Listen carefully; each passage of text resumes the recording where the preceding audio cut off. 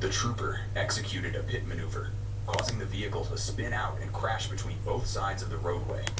A satellite by the name of TE. The passenger immediately. Alright, good evening folks, it's Enforcer Matt, and welcome back to another short war video, and today we have more major developments in Iran, Russia, and China, so let's get started with the breaking news. This morning, reports reveal that China has provided Iran with a high-powered military satellite that is currently being used to target U.S. bases across the Middle East, and it's believed to have just been used as recently as a week ago in strikes on the most crucial U.S. bases in the region. Meanwhile, U.S. forces continue to flood into the Middle East, as new reports strongly indicate that U.S. officials are still considering launching a ground operation on Iranian soil in the very near future. Also, satellite images have emerged appearing to show Iran rushing to dig out their ballistic missile launchers that were buried during prior U.S. airstrikes on their hardened shelters, and it appears to be that Iran is racing to get them out before the ceasefire expires very, very soon. And also in Ukraine and Russia, we've seen even more larger attacks, including another Russian chemical facility that was struck in a new major Ukrainian drone attack, and we have all the footage from that and more. But right now we have very big news about China, Iran, and the United States, and it could be changing the face of the war if this starts to escalate any further. So jumping into our first one here, this one goes to OSA Technical. Ian, right now this is our biggest story of the day. We are getting word here in a brand new groundbreaking report that Iran used a Chinese satellite to gather intelligence that it used to target numerous sites across the Middle East, according to the Financial Times. And we're seeing here that allegedly a satellite by the name of TE-01B, which is apparently a visual imaging satellite launched in 2024, is being accused of gathering imagery on the Prince Sultan Air Base just hours before and after a missile attack, just of course about a week ago or so. So this is apparently a picture of the model of satellite that's being used, and right now, according to reports, this is what's being used to help Iran target a bunch of different things across the Middle East that is harming U.S. forces. So obviously not good right there, but we also have a sample image showing you what this actually looks like, and as you can see right here, this is one of these sample images from the satellite, and it does work. I mean, obviously you can see here, these are some pretty decent images coming off this satellite right here, and also here's another one. In fact, it looks to be very high quality, I would say, and definitely good enough for targeting data. So that's disturbing to see that Iran apparently has that capability that they apparently bought from China, and we'll get into the details about this in just a minute about how they acquired this technology, but it looks like they have access to it, and it might be worse than we expected, because previously we had heard that China was simply giving the targeting data to Iran. Now it sounds like Iran might have bought it and they have the capability themselves to get that information. So that's even worse than we previously thought. So certainly not good whatsoever with this development, and obviously very concerning. But moving into our next one here, we actually have some more details about this allegation. We're seeing here in a post from Miles Johnson. He says here, the new Financial Times scoop, which that's where the report came from, by the way, they're saying in late 2024, the IRGC secretly acquired a Chinese-launched satellite in space using an in-orbit delivery, and apparently it was a $36 million deal that gave the IRGC a new capability to target U.S. bases across the Middle East, and we've been seeing that apparently this satellite's been used in targeting multiple different bases, and this might explain why Iran's had so much success with striking different targets across the region, including U.S. targets as well. This might explain it because they have the satellite technology. So very disturbing. Also, by the way, if you want to read the entire article, you can go to the Financial Times website to read this. There's some more details there about it, but this pretty much covers all the big stuff right here. And as you can see, apparently these are all the different sites across the Middle East that Iran can image and then target with this satellite information. So I would say if that's not considered providing Iran with weaponry, because I would say intelligence is a weapon of its own when it comes to warfare, then I'm not sure what is. So I would say that China is definitely involved in this situation, if you do believe the article is coming out right here. But anyways, though, moving on from that bombshell piece of news and moving into our next post, this one's going to go to Fightux Network, and we've gotten another very big piece of news right here in this article. We are hearing that as the blockade on Iran continues in the Strait of Hormuz, U.S. military officials are still planning for another potential escalation.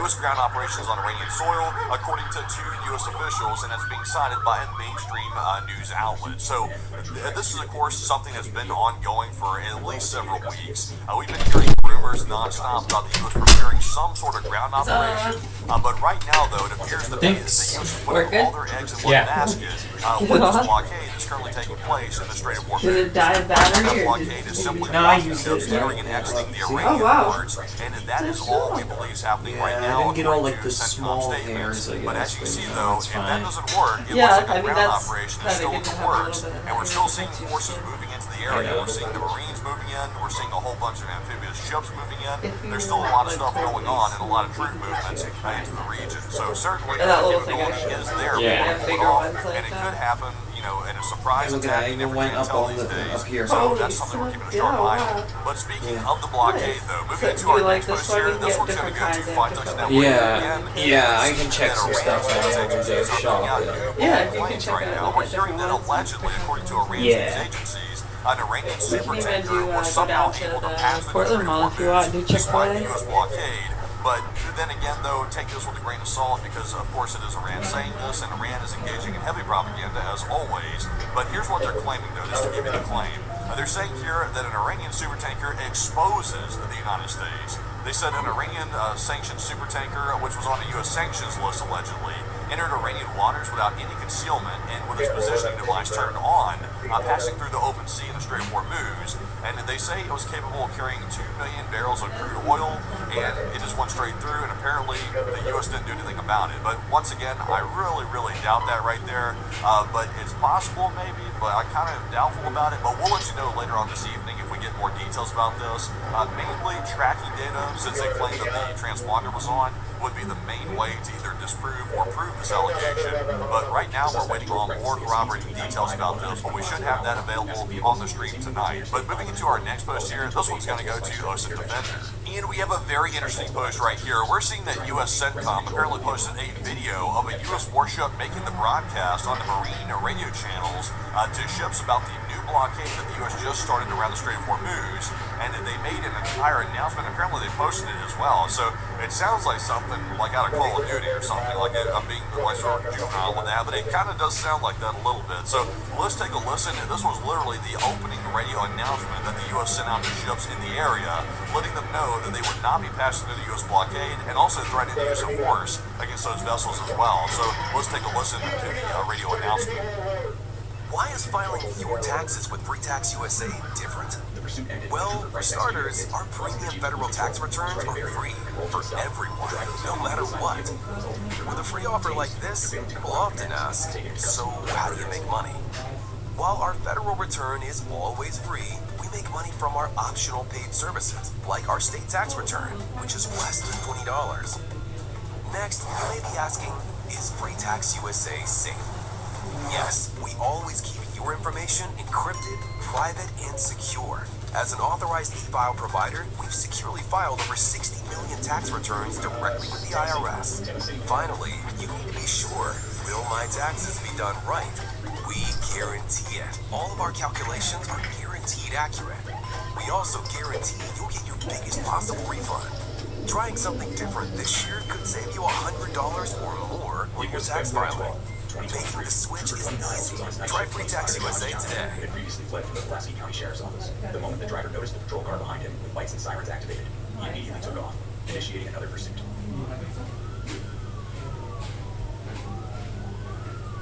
Hey, we need to talk. You're driving. We're watching. We see you glance at your phone. Oh, touch up your makeup. You're always sad. Pay attention. So why don't you? You appreciate driving us everywhere, but we get worried sometimes. Our safety depends on you. Depends on you. So think about us in the backseat. Think about us. And drop the distraction. Please, be safe when you're driving. Thank you. Thank you. Thank you. Shortly after, Trooper Jacob Bird arrived on scene and assisted in taking the suspect into custody. The U.S. has announced a formal blockade of Iranian ports and coastal areas. This is a legal action. All vessels are advised to immediately return to port if leaving, and discontinue transit to Iran if that is your next port of call. Do not attempt to breach the blockade. Vessels will be boarded for interdiction and seizure, transiting to or from an Iranian port. Turn around and prepare to be boarded. If you do not comply with this blockade, we will use force. The whole of the United States Navy is ready to force compliance. Now, So that right there was the announcement that was made, and also, by the way, the guy making the announcement was still like an absolute baller out there, just telling everybody in the Strait of Hormuz that you're not going to pass our blockade or else, basically. So, so far, it appears to be the blockade is largely holding. There have been a couple vessels that apparently slipped through the blockade, but it's not really clear about the circumstances of that. But it does appear it's holding, and generally there is a blockade that's in force as of right now. But once again, that could change once China keeps escalating. That could change very soon. So we're watching that very closely, but quite interesting to hear the announcement that went out over the radio. But moving into our next post here, this one's going to go to Nexta, and we've seen here that Zelensky is also trying to jump back in the situation in the Strait of Hormuz, and he's actually basically begging to help the United States, which is a strange position to be in, because before the U.S. was accusing Zelensky of begging for U.S. dollars, and now Zelensky is begging to help the United States, and apparently is being turned down, that we're seeing right here in this report. And we can see right here in the article, apparently Zelensky said that we would like to help unblock the Strait of Hormuz, but so far the United States has not made such a request. And he said we already have experience with blockades in the Black Sea, and we could help, according to Zelensky. And also, by the way, I mean, Ukraine has a lot of experience with blockades, and also they have a lot of experience destroying some pretty large Russian vessels. And well, remember, by the way, Ukraine doesn't even really have a navy. Like, they don't really have a navy, but yet at the same time, though, they drove the Russian navy pretty much away from Crimea. They drove them all the way down to Novorossiysk, and even in that port, the Ukrainians are still hitting the Russians. So clearly, Ukraine knows what they're doing on the sea, even without a navy, which is wild in itself. But it sounds like the United States, out of pride, ego, arrogance, whatever you want to call it, is not asking Zelensky for help, and they're also not willing to accept his help from the sounds of it either. So apparently the United States does not want to accept help, maybe out of spite. I really don't know, to be honest. It's up for speculation. But whatever the case is, Zelensky apparently is offering up maybe sea baby drones to help clear out the strait with the Iranian ships or something like that. He's offering help, but it's not being accepted. So, you know, that's, I guess, whatever. The U.S. would be wise to accept it, but, you know, we don't control things here, so we'll just have to wait and see. But moving into our next one, we also have a post from, guess what, the White House. The White House is making a post, and he's specifically speaking about China and the relationship with the United States, and also the situation right now with Iran. So let's take a look. And here's what the president said. He said that China is very happy that I am permanently opening the Strait of Hormuz. I am doing it for them, also the world. This situation will never happen again. They have agreed not to send weapons to Iran. President Xi will give me a big fat hug when I get there in a few weeks. We are working together smartly and very well. Doesn't that be fighting? But remember, we are very good at fighting if we have to, far better than anyone else. So talk about doublespeak, by the way. In the first half of this post, he says that he's going to hug Xi Jinping because they have such a good relationship. And then in the last part there, he basically makes a threat and says we're good at fighting and we can do it better than anybody else. So doublespeak to the extreme, I would say. I'm not sure how to interpret that if I was on the Chinese end of that statement. But as you can see, though, he's saying that China is happy about the situation. But the truth is, China is not happy about the situation. China's diplomats and even their military officials have threatened the United States just in the last 48 hours, saying if they try to interfere in the Strait of Hormuz with the Chinese vessels, then there could be some unfortunate consequences that come out of that. So this is not the reality of the situation, but this is what the president's claiming right here in his post. But that is simply not the case. And also, by the way, I think he kind of tacitly admits that there at the last part, like I said, with the doublespeak and also with the veiled threat toward China right there at the very end. So some people say this is the greatest statement in the world, and some people say it's the best quantum messaging they've ever seen in their entire lives. But moving on from this post, though, and moving into our next one, this one goes to World Source News. And we also have another big story involving Iran, because right now we kind of reported on this a little bit last night, but I got some more details about it today, and I can report that to you here in the video. We saw that some satellite imagery emerged, apparently from CNN, showing that Iran is excavating underground missile bases, and they're regaining access to many of them during this ceasefire that's currently ongoing that the United States is currently engaged in. So right here you can see there is one of these satellite images. It's very blurry though, but you can kind of see there's some earth-moving equipment there on the ground, and they are at the site of one of their missile bases that was struck previously by U.S. airstrikes over the last couple of weeks. Moving into our next image here, you can see there's another site with more earth-moving equipment at it, and it looks like the Iranians are rushing to dig out their missile launchers that are apparently buried under the ground at these sites, and they're taking advantage of this pause in the fighting during this 2-week ceasefire to go and get those missile launchers out. So I mean, tell me why they'd be doing that unless they plan on trying to attack the United States yet again. I would say that's probably the likely answer right there. But as you can see, though, they are rushing to get that stuff out, as we can see right here in these pictures. But anyways, though, moving on from this post right here and the entire situation with Iran and the United States and China, let's move out of that segment of news for a second and move on to another large segment of news. Right now, we're getting some pretty big stories coming out of Ukraine and Russia, and we've got another very big story right here from Tom Cotterill and also Jake Epstein as well. So let's take a look. Right now, we're seeing that Britain is assessing that 96% of Russia's record 35,000 plus battlefield casualties in the last month alone were caused by, get this, Ukrainian drones. That's 96%. That is astonishing, by the way. And just take that in for a minute. 96% of battlefield losses of the 35,000 people that Russia had casualties of last month were caused by Ukrainian drones. If that right there does not wake up the West and tell them that they must get on top of drone warfare very quickly, and also, since Ukraine's the expert in it, team up with Ukraine to make sure that we are well equipped to fight a drone war, then I'm not sure what's going to wake up the West, because this right here is a very sobering statement that's coming out from Britain's assessments right now, and it seems to be corroborated quite well with the data. So we've heard about the drone casualties being very high for a long time, but this is the highest I've ever heard it, at 96%. So, I mean, obviously Ukraine is using drones and autonomous warfare to an entirely new level that not even the United States or the superpowers have even seen before. So that should be something that we start looking at very close, but I'm not sure if they will. I think arrogance and ego might get in the way of that. But I mean, this is concerning to say the least, and anything short of teaming up with Ukraine and basically getting the knowledge that they have, I would say is incompetence at its finest. But moving into our next one here, this one's going to go to Preston Stewart. We've also seen that Russia is using a new tactic on the psychological operations side of things, and apparently the new tactic is this. Russia is using drones to drop fake money over Ukrainian cities, but here's the catch. The bills have QR codes that direct them to whatever talking points the Kremlin wants to convey, and they're using the money to lure people in to go grab it, because of course they want some cash, and then it turns out it's not really cash, it's actually just a propaganda pamphlet disguised as money. And also, can somebody tell me this, by the way? Here's a picture up close, so as close as I can get it, by the way.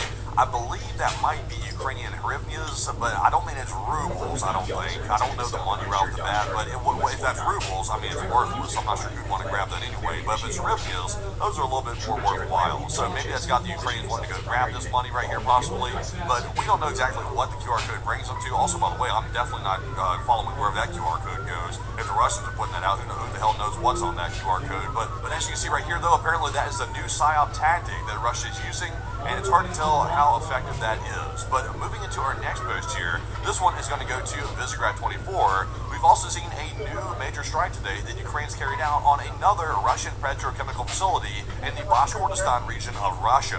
And we can see here in the article that Ukrainian long-range drones struck the AO Syntez Kachuk petrochemical facility in the Bashkortostan region of Russia, like I mentioned, and apparently this facility specializes in synthetic rubbers and other related chemical products, supplying both the Russian military and the industrial sector, and apparently disruptions in the facility will have wide-reaching effects across the entire domestic supply chain inside of Russia. So taking a look here, apparently this plant is located about 1,500 kilometers from the front lines, and as you can see, there is a ton of smoke rising from the location of that facility, as you can see right here in the image, and they're saying that the materials produced here are essential for military vehicle tires, seals, gaskets, aircraft components, fuel stabilization for military aviation and vehicles and other hardware. So basically, it's a dual-use facility. It can be used for obviously civilian applications, but it can also be used for military applications, and that's why Ukraine is headed with these long-range drones and a very long strike over 1,500 kilometers away. So a very big one, but believe it or not, I actually have a video to show you of this strike up close, right here from Tendar. In this video that we're about to watch, you can see the fire and smoke coming from the facility, allegedly, right here in the video. So let's go ahead and take a look at it and see what's happening here, and see apparently the rubbers on fire. Let's take a look. So there it is out there in the distance. As you can see, that appears to match up with a photo we just looked at a minute ago. And this guy's filming from somebody's house, rooftop, office, or something. But as you can see, that's a big fire out there in the distance. Who knows what the hell's in that smoke?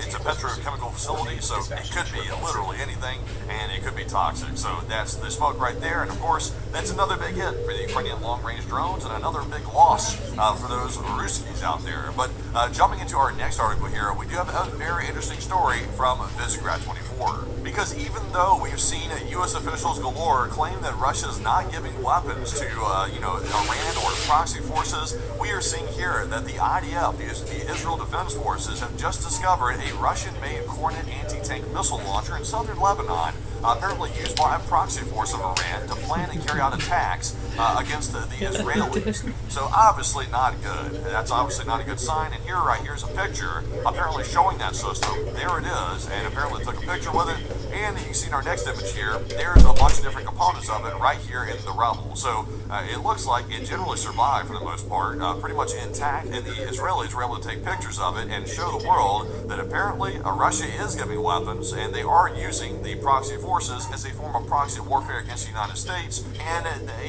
we've been knowing it for a long time, but maybe U.S. officials will actually acknowledge it this time, possibly. It seems to be that they don't want to acknowledge that Russia is providing weapons to the Iranians that are hurting the Israelis, they're hurting the U.S. forces, they're hurting everybody. So, that's what it is. Well, with that, we also have one more article to go over real quick, and this is actually happening live as I'm recording the video, so take this with a grain of salt. It is happening as I'm recording. But we're hearing that at least 2 Polish airports were on lockdown as the moment I'm recording this video amid the ongoing Russian attack with Caliber C-launched cruise missiles on Ukraine. Apparently, we're seeing 2 different airports locked down, and Russia is attacking very heavily inside of Ukraine right now, and it appears to be that Poland's worried that maybe some of these drones or missiles might accidentally veer into Polish territory, and they're taking some precautions as we speak. So, once again, another atrocious Russian attack that's currently taking place, and we will have more news about all this situation right here on the stream tonight at 10 p.m. Eastern that we usually cover at that time anyway. So that's just a big story happening right now. But with that, folks, that is actually our last piece of news of the video. So if you found today's video informative, go ahead and smack the like button. And also, if you want to get notified of our daily uploads here on the channel about our streams and our videos, you can subscribe to the channel. And hitting that subscribe button, it does help the channel tremendously.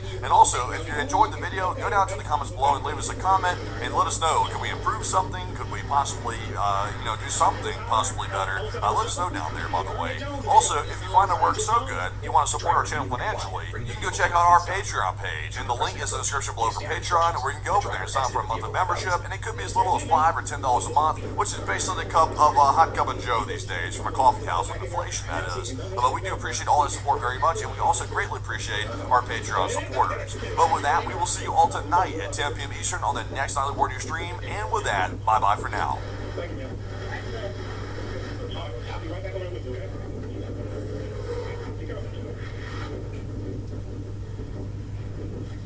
This is Democracy Now!, democracynow.org. I'm Amy Goodman. The federal government is preparing to begin automatically registering eligible U.S. men ages 18 to 26 for the military draft pool. The U.S. hasn't had a draft since 1973, but it still maintains a registry of eligible men in case the draft is restored. The new rules around automatic military draft registration were tucked into the 2026 National Defense Authorization Act. In early March, White House Press Secretary Carolyn Leavitt did not rule out President Trump reinstating the draft itself. She was questioned by Fox News host Maria Bartiromo. Mothers out there are worried that we're going to have a draft, that they're going to see their sons get in and daughters get involved in this. What do you want to say about the president's plans for troops on the ground? As we know, it's been largely an air campaign up until now.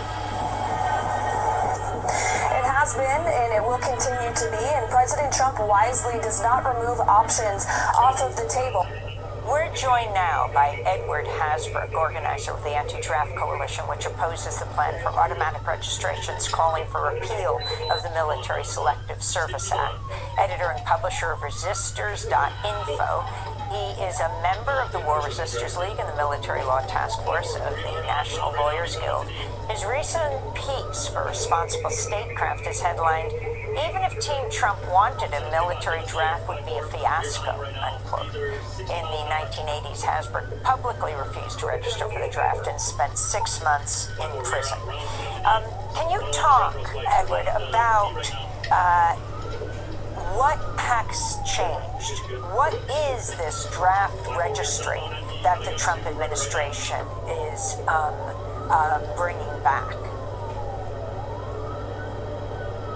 Well, since 1980, men have been supposed to register with the Selective Service System within 30 days of their 18th birthday.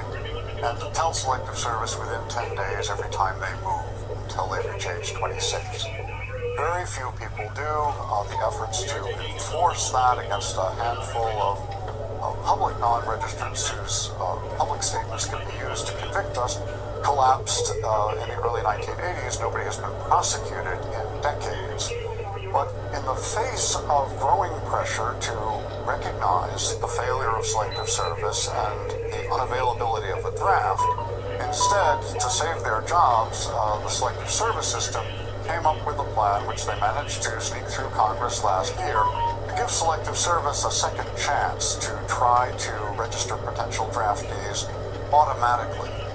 Now that won't work because the federal government doesn't have the data they need, but it will produce a database that's highly vulnerable to misuse and weaponization, and even more importantly, it will continue to prop up the myth that the draft is available as a fallback, which in turn enables continued planning for larger, longer wars without war planners having to think about whether enough people will be willing to fight them. Why do you write that to activate the draft would be a fiasco?